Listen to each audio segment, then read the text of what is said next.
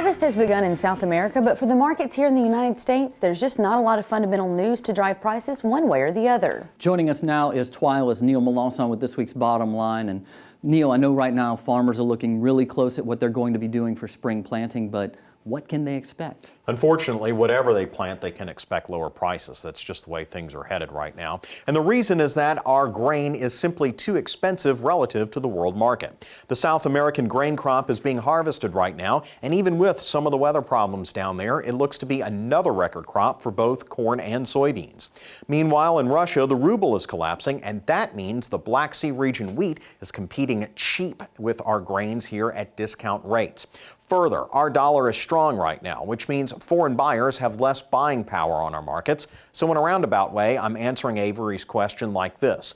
The crop that will win out for spring planting is the one that will have the cheapest input costs, as we'll see a further reduction in value as the year goes on. I think that this will mean more soybean acres this year, as it's close to $9 right now, whereas corn is down below $4. Now, earlier in the show, we talked about the imminent threat of avian influenza, and Kristen mentioned it's a threat to the grain markets right now. That's because where we can't export a lot of corn, some of that difference is being made up through our domestic consumption. Grayson Close, a grain marketing specialist with the Louisiana Farm Bureau Marketing Association, says the corn market right now is literally for the birds. Most of the corn is going to the domestic poultry market. Their bids are fairly competitive with the SIF on the river. And so if there's no demand coming from overseas, a lot of it is going into these chicken houses.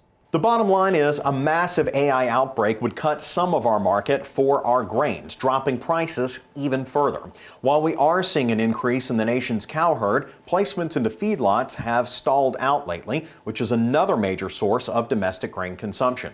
In order to avoid a complete collapse in prices, we need every market we can get for our grains right now. And guys, we're just searching all over the world for this kind of stuff. China's they're buying some of our stuff, but right now they're kind of hedging. So they're placing some buys, but they're really holding out for that cheaper South American crop, unfortunately. When I was speaking with Commissioner Mike Strain about the budget issues, one of the things he brought up was that the grain markets tend to follow oil. Yes. Oil is, for lack of a better way to put it, the oil's in the tank right now. Right. Well, oil and the dollar have an inversely proportional relationship. So when the dollar is up and strong right now, oil tends to be down and vice versa. So until we really see, some kind of surge out of this just bottom, which is terrible, of course, for our Louisiana economy in particular, we're not going to see that dollar come back up much.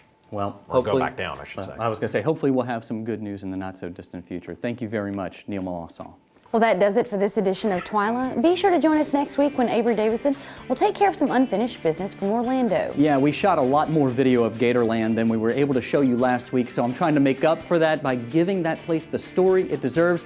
And let's just say you might see some of us riding on the backs of alligators. Can't wait. Well, until then, you can watch all of our stories online at twilatv.org, and be sure to follow us on Facebook, Twitter, and Instagram. For all of us here at TWILA, thank you for joining us. We hope to see you again right here next week.